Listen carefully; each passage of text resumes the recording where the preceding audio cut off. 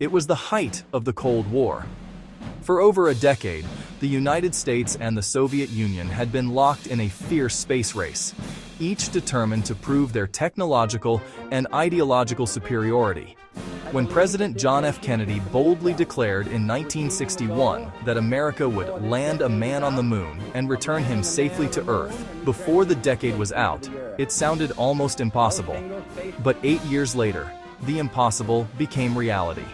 On July 16, 1969, Apollo 11 lifted off from Cape Kennedy, Florida. Aboard were Neil Armstrong, the mission commander, Buzz Aldrin, the lunar module pilot, and Michael Collins, who would orbit the moon alone. The spacecraft had 3 parts: the command module Columbia, the lunar module Eagle, and the service module that held the engine and supplies. After 3 days and nearly 240,000 miles through space, Apollo 11 reached lunar orbit.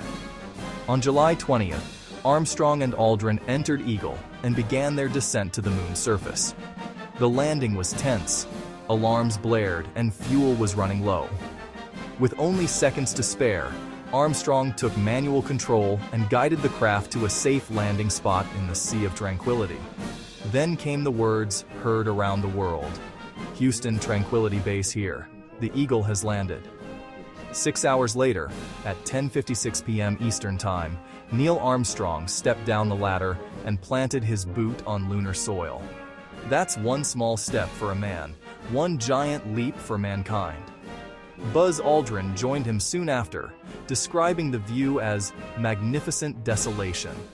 The 2 astronauts spent about 21 hours on the surface, collecting rock samples, setting up experiments, and planting the American flag.